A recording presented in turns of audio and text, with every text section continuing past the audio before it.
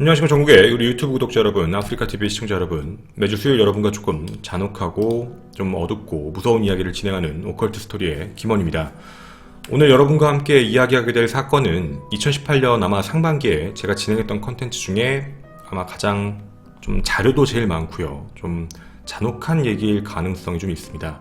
물론 자료가 많기 때문에 잔혹하기도 하겠지만요, 내용적으로 봤을 땐 정말 왜 이 사람이 이런 일까지 저질렀는지 그 이야기까지 한번 깊게 얘기해드리는 시간을 가져보려고 합니다. 제목이 보시는 대로 오늘 여러분과 이야기하게 될 건 토막 시신과 관련된 이야기와 그리고 다른 범인에 대한 이야기를 같이 얘기를 해드리고자 합니다. 때는 2012년으로 거슬러 올라가서 말씀을 드려보도록 하겠습니다. 2012년 5월 29일 캐나다 몬트리올에 한 유학생이 연락이 안 된다는 친구들의 연락이 오게 됩니다. 친구들 말로는 27일 그의 아파트에 직접 가봤는데 아예 없어져 있는 상태로 연락이 안 된다. 그래서 29일날 실종 신고를 했던 게 첫 번째 일이었습니다. 그냥 유학생이니까 뭐 그렇게 대수롭지 않게 생각을 하고 넘어가려고 했었는데요. 2012년 5월 29일 실종 신고가 들어갔던 바로 그날입니다. 마이크라는 사람, 이제 청소를 하시는 분이었는데 그분이 한 길가에서 이상한 걸 하나 발견하게 됩니다. 바로 이겁니다. 그리고 여러분과 오늘 보게 될 그 발견 장소는 바로 이곳입니다. 캐나다에 있는 5720 길이고요. 바로 이곳입니다. 청소를 하고 있다가 문득 보이는 하나의 어떤 큰 백이 있는 걸 확인하게 됐던 거고요. 그리고 여기는 보시다시피 굉장히 큰 길입니다. 그리고 완전히 대로변이라고 봐주시면 좋을 것 같습니다. 이 대로변 한가운데 이상한 가방이 하나 있었고 그 가방을 열어서 뭐지라고 하고 열어봤는데 그 안에는 몸통만 있는 시신이 있었습니다. 정확히 시신에 대해서 말씀을 좀 드리자면 머리가 없고요, 팔이 없고요, 다리, 무릎 이하가 잘린 상태, 그리고 엉덩이 살이 좀 없는 상태로 발견된 시신 몸통이었습니다. 5월 29일 이 시신이 발견된 이후부터 갑자기 또 이상한 일들이 계속 생기기 시작했는데요. 스티븐 하퍼 수상, 그리고 자유당 사무실, 그리고 컬럼비아 대학, 그리고 한 초등학교까지, 그리고 한 공원까지 시신들이 하나하나 확인이 되기 시작합니다. 어느 곳에서는 팔, 어느 곳에서는 다리, 어느 곳에서는 머리. 캐나다를 한 중심으로 해서 시신들이 쭉 나왔던 부분이었죠. 지금 좀 사진이 잔혹할 수도 있습니다. 한 몬트리올 공원에서 머리가 확인되면서 이 시신에 대해서 어느 정도 신원 파악이 되기 시작을 했습니다. 바로 토막살인이었던 거고요. 시신을 전부 맞추고 DNA를 확인한 결과 바로 실종되었다던 그 남자였습니다. 이름은 린 준이고요. 영문명으로는 저스틴 린입니다. 공과대학 컴퓨터과학부 학위를 취득했던 남자였고요. 그리고 이 남자는 원래는 아무 문제 없이 잘 학교를 다니고 있던 사람이었는데 갑작스럽게 사라진 사람이 됐던 겁니다. 여러분에게 이분의 얼굴도 똑같이 공개해드리도록 하겠습니다. 바로 이제 이 사건의 피해자였습니다. 과연 이 사람과 접점이 있는 사람이 누굴까가 먼저였습니다. 용의자였던 거죠. 최종적 용의자는 루카 로코 매그노타라는 남자였습니다. 바로 이 사람입니다. 이렇게 수사는 시작을 하게 됩니다. 이 둘의 어떤 연관성이 있었는지를 알아보려고 했는데 생각보다 되게 순조롭게 시작이 됐습니다. 용의자 루카는 린준과 동성연애 사이였습니다. 줄에 이제 통화 내역과 문자 내역을 확인해보고 쉽게 확인할 수 있었습니다. 5월 27일 최종 위치를 확인해본 결과 린준의 위치는 루카의 집에 갔던 것으로 확인이 됐습니다. 최종적으로 그래서 당연히 루카를 찾을 수밖에 없었던 경찰이었는데 루카는 이미 사라진 상태였고요. 어디 멀리 갔나 싶어서 출입국 조회까지 했지만 출국 조회 기록도 없었습니다. 즉 캐나다 한 군데 있는 거고요. 어딘가에 있겠지, 곧 오겠지 라고 생각하고 기다리고 있었는데 이 기다리는 시간이 하루 이틀 지나도 용의자는 보여지지 않았습니다. 결국 먼저 CCTV를 확인하게 되는데요. 그 CCTV에서 이상한 장면들이 나타나기 시작을 하게 됩니다. 여러분에게 그때 당시 CCTV를 공개해 드리도록 하겠습니다. 이 영상에 주목해 주시면 좋겠습니다.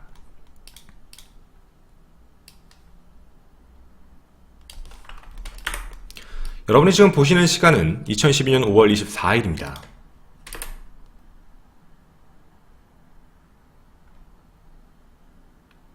둘이 들어오는 장면이 한번 보이게 됩니다.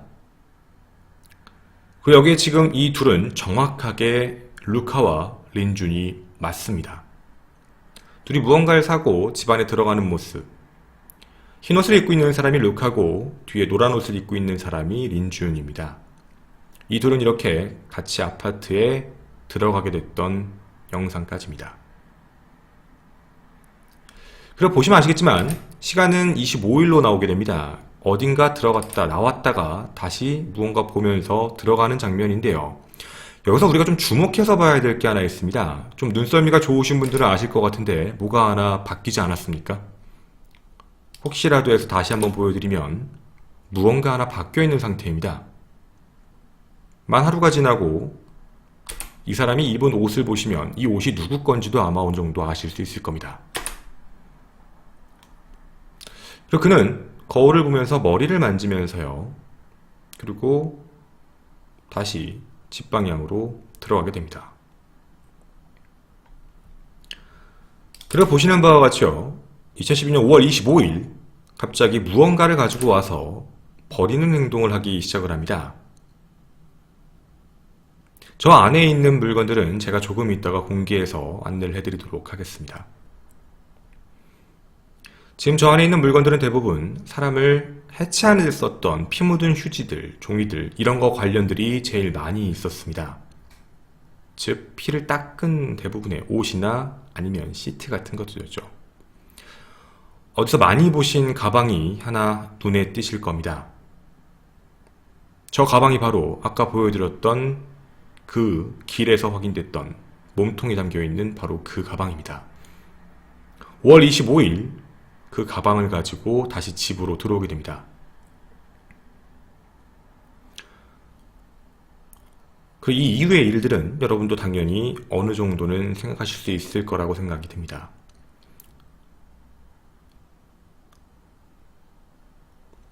계속해서 무언가 버리고 옮기는 행위, 지속적으로 반복을 합니다. 가지고 나가고 다시 들어오는 행위까지 이런 행위를 지속적으로 반복하면서 시신을 쉽게 얘기하면 유기하는 상태라고 봐주시면 좋겠습니다. 경찰들은 어느 정도 확인을 하게 됩니다. 그렇게 시간이 지나서 체포가 됩니다. 범인이었죠. 근데 이 범인은 아이러니하게도 베를린에서 잡혔습니다. 다른 남자가 잡힌 겁니다. 캐나다에 있던 사람이 베를린에서 잡힌 거죠. 이름은 커크 트레멀이라는 남자였습니다. 우리가 찾고 있던 루카가 아니고요. 커크 트레멀이라는 다른 남자가 범인으로 베를린에서 체포가 되었던 거죠. 그 사람은 바로 이 사람입니다. 커크 트레멀, 뭔가 이상하지 않습니까? 사진을 보면 비슷한 사람인 것 같은데 네, 둘은 같은 사람입니다. 그런데 이름이 다릅니다. 어떻게 된 건지 여러분에게 사건의 순서를 최초로 처음부터 정확하게 하나씩 안내를 해드리도록 하겠습니다. 1982년 7월 24일 태어난 바로 루카입니다. 루카는 어머니 아버지인 돈 뉴먼과 안나 유킨 사이에서 태어나게 됐는데요. 유년 시절에 스트리퍼 일을 시작합니다. 즉 양성애자였던 겁니다. 양성애자로서 일을 시작하고 있다가 이제 클럽에서 모델과 댄서 경력을 하기 위해서 토론토로 직장을 옮기기 시작하면서 점점점 자신의 양성애적인 특징들을 나타내기 시작을 했는데요. 이때부터 좀 중요한 일이 하나 생겼습니다. 뭐였냐면 루카의 이상한 행동 중에 하나가 개인 트위터 계정입니다. 개인 트위터 계정 그리고 페이스북입니다. 그리고 플리커라고 부르는 아마 사진 올리는 사이트 아마 다 아실 겁니다. 플리커도 마찬가지. 어떤 부분이 좀 심하게 됐냐면요. 이상할 정도로 자신의 이름을 이상할 정도로 많이 만들어냅니다. 약 페이스북에서만 70개의 프로필을 갖고 있었고요. 유튜브 채널도 90개 정도를 만들어놨습니다. 그리고 자신의 이름을 딴 웹사이트도 약 20개 정도 열어놔서 이때부터 약간 정신적인 부분에 약간 이상한 일들이 벌어지기 시작하는데요. 자신의 인격을 여러 개로 만들기 시작을 합니다. 양성애자, 이성애자인 본인에 대한 부분을 이름 하나, 이름 이거 하나, 이름 이거 하나 이러면서 계속적으로 만들어냈던 거죠. 2007년엔 이름까지 바꾸면서 저예산 포르노 배우까지 시작을 하게 됐었습니다. 여기가 좀 중요한 목록이었습니다. 그리고 이 사람은 그해 커버가이라고 부르는 한 프로그램에 또 참가를 하게 되는데요. 리얼리티 쇼입니다. 누구 좀 닮은 사람에 대해서 얘기하는 쇼였는데 당시에 자신의 우상이었던 제임스 딘처럼 보이기 위해서 성형수술 이런 걸 또 하면서 여기에 나오게 된 겁니다. 자신의 성격이 계속적으로 바뀌었던 겁니다. 외부엔 잘 알려져 있지 않은데요. 이 사람이 이런 일을 저지르게 된 과정이 좀 중요합니다. 점점점 어렸을 때부터 양성애자로서 이름을 만들면서 한 양성애자, 하나의 이름은 제임스 딘을 닮은 싶은 그런 사람, 그리고 어떤 사람은 그냥 양성애자, 이런 식으로 자기 자신을 점점점 여러 명을 만들었던 거죠. 그렇게 자기 자신이 제임스 딘처럼 되고 싶었던 루카는요, 성형수술까지 하고 모발 이식, 그리고 여러 가지의 자신의 외향적인 부분을 많이 꾸미게 됩니다. 헐리우드 배우로 자신이 나올 수 있다라는 자신감으로 취업을 하려고 했는데 최종적으로는 탈락을 합니다. 그때부터였습니다. 루카의 진짜의 분노는 바로 이때가 시작이었습니다. 사람들이 이쪽 부분을 잘 몰라서 말씀을 드리는데 루카는 딱 이때부터 모든 세상을 반대로 바라보기 시작합니다. 할리우드가 나를 떨어뜨렸다. 내가 영화를 찍으면 되지. 자신이 직접 모든 영화를 찍고 그리고 자신의 범죄 경력, 이제 앞으로 나오는 모든 범죄 행위에 대한 부분을 자기가 만들어가는 세상이다라는 생각으로 하나씩 시작을 하게 되는데요. 그 분노가 시작되길 첫 번째가 바로 이 사건입니다. 2010년이었는데요. 좀 잔혹합니다. 2010년 12월 1일 이상한 업로드가 하나 자신의 페이지 중간에 하나에 올라오게 됩니다. 제가 사진을 다 갖고 올 수 없었고요. 보시는 바와 같이 어떤 페이퍼백에 진공 청소기 같은 걸 달아서 진공 상태로 만드는 건데요. 이 페이퍼백 안에 고양이 2마리를 넣습니다. 새끼 고양이 2마리를 넣어놓고 이 안에 있는 공기를 다 빼서 2마리를 죽이는 장면을 영상으로 찍어서 올리게 됩니다. 그래서 그 고양이 사체까지 다 업로드를 시켰던 거죠. 대부분은 이 내용을 아시는 분들은 이런 또라이 짓도 했다는데? 라고 하시는 분들이 많은데요. 그게 왜 그렇게 분노로 바뀌었는지가 아까 위에서 얘기했던 그때부터였던 겁니다. 여기서 끝나지 않았습니다. 여기서 끝난 게 아니라 두 번째 비디오는요. 고양이와 그리고 뱀입니다. 되게 큰, 어떻게 보면 이제 좀 구렁이 같은 뱀과 고양이를 두고요. 그 구렁이가 고양이를 잡아먹는, 또아리를 틀어서 잡아먹는 것까지 영상을 찍어서 그렇게 올리게 됩니다. 자신이 찍은 영상, 자신이 찍은 영화, 비디오다 라는 것으로 사람들에게 포유했던 거죠. 하지만 세상 사람들은 루카의 생각, 그 루카의 행동을 누구도 공감하지 않았습니다. 당연히 공감할 수 없죠. 이렇게 동물보호협회로부터 동물의 학대에 대한 부분으로 벌금형에 처해지게 되고요. 2010년 1월부터 파산 신청을 하게 됩니다. 그러니까 쉽게 얘기하면 인생이 꼬여지기 시작했던 거죠. 근데 이 사람은 생각을 다른 쪽으로 합니다. 내가 무언가를 하고 싶은데 세상이 자꾸 나를 막는다. 나를 파산시킨다. 나를 돈을 못 벌게 한다. 생각이 자꾸 다른 쪽으로 꼬여가기 시작했던 겁니다. 그리고요. 2012년 4월 22일 리타라는 이름으로 디벳부터 시작해서 이상한 데다가 자신이 새로운 영화를 준비하고 있다라는 글들을 올리기 시작합니다. 이번에 내가 찍을 영화는 사람이다. 지금까지가 다 예행 연습이었다면 이젠 진짜 사람으로 한번 해보겠다 라고 얘기를 했던 겁니다. 그리고 사람들은 그 밑에 댓글을 똑같이 답니다. 아이 무슨 사람이야. 너 저번에 동물보호협회에서 파산당했잖아. 이제 사람이라고, 살인이라고. 해볼 수 있으면 해봐. 저 말로만 저러네. 안 될 거 뻔한데. 사이트 폐쇄하겠지. 대부분 이런 식의 반응이 되게 강했는데요. 그에게는 죽일 수 있는 사람이 단 한 명이 있었습니다. 바로 아까 보여드렸던 저스틴 린, 바로 린준입니다. 자신과 연인 사이였던 이 사람은 누가 봐도 자기를 제일 잘 믿는 사람이었겠죠. 평상시 아무렇지 않게 자신과의 이성적인 교제를 했던 사람이었기 때문에 이 사람을 범행 대상으로 생각을 하기 시작합니다. 2012년 5월 24일 오후 5시에 집을 나갔다가 그리고 9시쯤 마지막 문자를 보내고 그 이후 연락이 아예 사라진 린준입니다. 루카의 아파트에 아까 가신 걸 보셨을 거고요. 이제 이때부터 진술이 이렇게 시작됩니다. 루카는 안에 들어왔던, 아까 같이 들어간 장면 보셨죠? 같이 들어왔던 린준에게 마약을 먹입니다. 마약은 모르핀입니다. 모르핀을 먹었던 린준은 완전히 의식을 잃은 상태가 됩니다. 근데 그 상태에서 린준을 죽이지 않았습니다. 로프를 사용해 손과 발을 침대에서 완전히 묶고요. 그 다음에 옷을 다 벗겨놓고 눈을 가려놨습니다. 그리고 캠코더를 켜고 촬영을 시작합니다. 지금부터 여러분에게 그 촬영에 대한 부분의 일부를 공개를 해드릴 건데요. 심의상 일부분 잘라서 공개해드리는 점 양해 부탁드립니다. 여러분에게 아마 노래 소리가 하나 이제부터 들릴 겁니다. 1980년대 히트곡이었던 노래를 틀어놓고 어떤 행위를 하기 시작합니다. 이런 노래입니다. 유튜브 규정상 노래를 길게 못 트는 점 양해 부탁드립니다. 완전히 다 공개해드릴 수 없어서 나체의 상태이기 때문에 일부만 공개하고 보여드리도록 하겠습니다. 지금 보시는 장면은요, 여기에 루카가 서 있는 상태고 이 밑에 지금 현재 벌거벗은 피해자가 누워있는 상태입니다. 손과 발이 묶인 상태고요. 그리고 입, 눈이 다 가려진 상태입니다.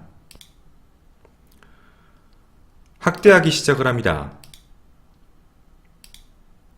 위에서 찌르기 시작하고요. 사람을 괴롭히고, 지금 보시는 게 이게 바로 피해자의 머리입니다. 피해자의 머리고요. 고통 속에서 몸부림친다라고 보시면 제일 좋겠습니다. 그러고 있다가입니다. 그러고 있다가 뒤에 이제 일이 한번 발생이 되는데요. 바로 이 부분입니다.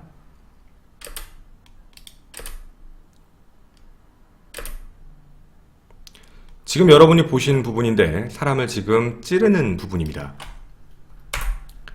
쉽게 말씀드리면 살인을 저질렀다 라는 부분이 맞겠죠. 자, 로프에 묶인 상태로 그렇게 됐습니다. 가슴 총 37번, 복부 18번, 이후 삼각대로요, 머리와 팔, 다리 부분을 조각하는 부분까지 전부 다 공개를 하게 됩니다. 그 이후에는 몸통 부분과 성관계하는 부분까지도 영상으로 전부 촬영을 합니다. 그리고 그 이후에는 엉덩이 부분의 살을 이제 칼로 조각내는 부분까지도 다 찍게 되고요. 아마 이 부분이라고 봐주시면 될 것 같습니다. 다 모자이크를 해서 일부러 심의 일부러 통과 받고 갖고 온 거니까 봐주시면 될 것 같습니다.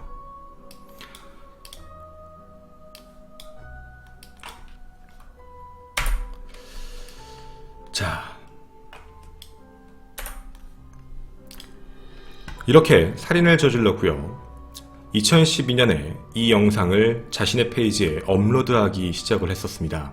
그리고 시신이 하나씩 발견이 됐던 거고요. 그리고 각 지역마다 따로따로 배달된 시신들이 하나씩 나오기 시작을 합니다. 첫 번째, 실제로 있었던 영상에 있던 장면인데요. 모자이크를 다 해왔습니다. 좀 잔혹하실 수도 있으니까 피해 이런 거 못 보시면 잠시 시선을 딴 데로 돌려주셔도 좋겠습니다. 집안에서 촬영되어 있는 무편집본 영상에 있는 피해자의 사망사진,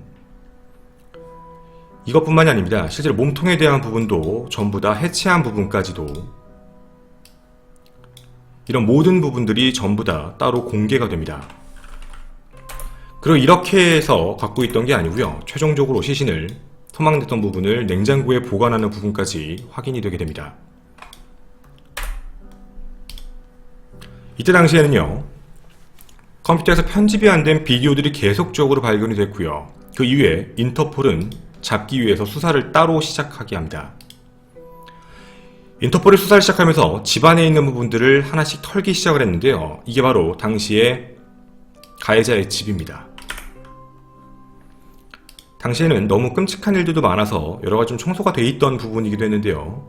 여기가 바로 시체를 처리했던 욕조이기도 하고요. 이상한 글귀도 써 있었습니다. 이런 내용만 있는 게 아니고요. 아까 보셨던 그 냉장고도 똑같이 확보가 되었고요. 그 냉장고 내부를 확인했을 때 똑같이 피해자의 피도 묻어있는 게 확인이 됐었습니다. 여기서만 끝났던 게 아니라 피해자가 실제로 했던, 아까 보셨던 뭔가 찌르는 행위가 있었습니다. 그게 바로 이겁니다. 송곳입니다. 피해자의 눈을 찔렀던 부분, 바로 이 송곳을 썼던 부분도 확인이 됐고요. 그리고 시체를 처리할 때 썼던 톱까지 전부 다 증거자료로 이곳에서 확인이 됐습니다. 자, 인터폴은요, 이 모든 부분에 대해서 자료를 다 모았다라고 확인하고 수사를 시작합니다. 그런데 루카가 이상한 짓을 하기 시작합니다. 루카는 자신이 다른 곳에 있다라는 걸 또 자신의 이상한 페이스북 계정에다가 하나씩 올리기 시작합니다. 나 마치 잡으려면 잡아봐라 라고 하는 것처럼 말이죠. 이탈리아에서, 모스크바에서 있었던 사진들을 하나씩 올립니다. 자기 자신은 베를린으로 갔는데요. 실제 옛날에 있었던 이탈리아 모스크바 사진을 자꾸 자기의 페이스북에 올리기 시작하면서 수사에 혼선을 자꾸 주기 시작을 합니다. 그리고 본인의 이름까지 바꿔서 이동을 했던 겁니다. 루카는 실제 출국 기록이 없었는데 루카가 이동을 했다는 걸 인터폴은 확인이 되게 됩니다. 확인 결과 당시에 입국할 때의 모습입니다. 루카는 다른 사람의 이름, 아까 말씀드렸던 다른 남자의 이름이었던 거죠. 여권 자체를 가짜 여권을 써서 프랑스로, 몬트리올에서 처음 프랑스로 날아갔던 겁니다.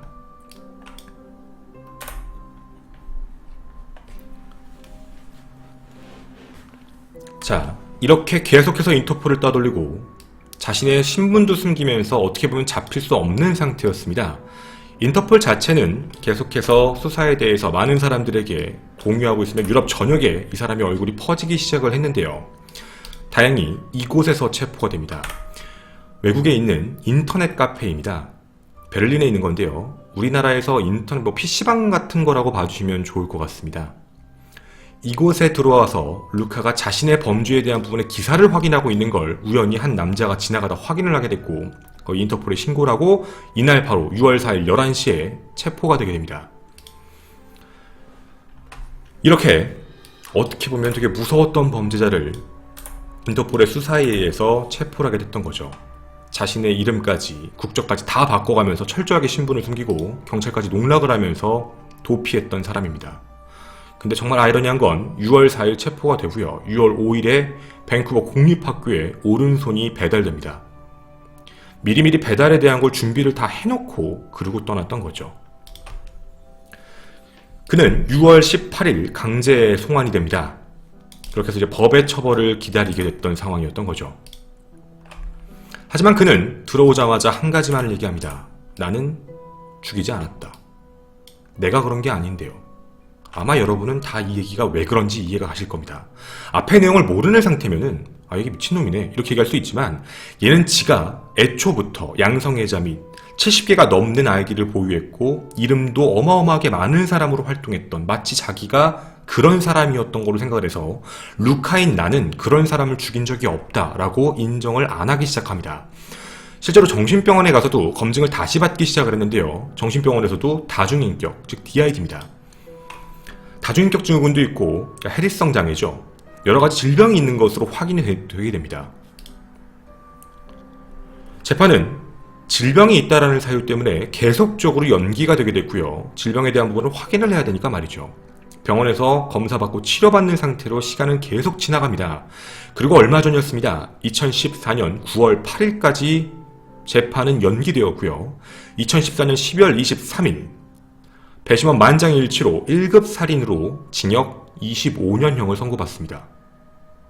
왜인지는 아실 겁니다. 그는 아픈 사람이란 이유였죠. 이 사람은 약 2030년에 세상으로 나옵니다. 자, 여러분이 지금 보셨던 이 사람, 대부분의 사람들에겐 되게 무서운 캐나다의 잔인한 살인마, 악마라는 이름으로 알려져 있습니다. 하지만 말이죠, 이 사람이 왜 이런 행동을 했는지에 대한 부분에 앞에 얘기가 많이 없었습니다. 애초부터 좀 이상한 행동을 했고 반사회적 행동, 반사회적 성향을 띠기 시작하면서 자신만의 세상에서 살기 시작하며 그리고 이상한 살인을 저질렀던 그런 남자이기도 합니다. 혹자들은 이 사람이 그 전에 범죄를 저지른 적이 없다라고도 얘기를 많이 하지만 아닙니다. 분명히 범법자였습니다. 이렇게 아들을 한 명 떠나보냈습니다. 당시 재판 과정에 있는 린준의 아버지도 참석했던 재판 과정에서 당시 이 루카는 아무렇지 않은 표정으로 얘기를 했습니다. 난 죽이지 않았어요. 그리고 별로 그렇게 죄책감을 느끼지 않아요. 어떻게 보면 피해자분들을 2번 죽이는 말이 아니었나 싶기도 합니다. 굉장히 무서웠던 이야기 중에 하나였던 되게 잔인한 잔혹한 살인마, 바로 루카에 대한 이야기였습니다. 감사합니다.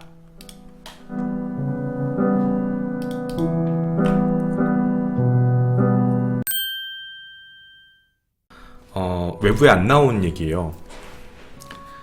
다들 의아해했어요. 뭐라고 생각을 좀 했냐면, 아니 도대체 너 왜 이런 일 저지른 거야? 아니 잡힐 거 뻔한데 계획도 한 것도 아니고, 물론 이제 정신적으로 문제가 있어서 라는 건 당연히 그것도 이해는 하겠지만 어느 정도는, 근데 도대체 너 마지막에 인터폴까지 그렇게 막 농락하면서 너 왜 그런 거야? 라는 얘기에 루카가 했던 답변이 충격적인 거였거든요. 이게 내 마지막 영화다요. 그러니까 영화를 찍은 거예요. 자기가 인터폴을, 그러니까 그게 영화인 거야. 자기가 다른 사람의 이름을 써서 다른 나라에 숨어 있고 자기가 페이스북 계정으로 올리면서 계속 사람들을 수사에 혼선 주면서, 그게 자신에게 마지막 영화. 그러니까 영화라고 생각을 했다. 그렇게 얘기한 거예요. 자기가 생각하는 완벽한 영화. 자기가 잡힐 걸 알았다. 그러니까 어떤 사람이 반사회적 성향을 갖게 되고 사람을 죽이고 그리고 그 경찰에 잡히기까지의 과정, 이거에 대한 영화, 자기 혼자 그렇게 생각을 했다예요. 그러니까 이게 내 밖에 나와 있는 얘기는 아니었는데 저도 이 얘기 듣고 진짜 놀라기는 했어요. 정상적이진 않죠 사실 이거.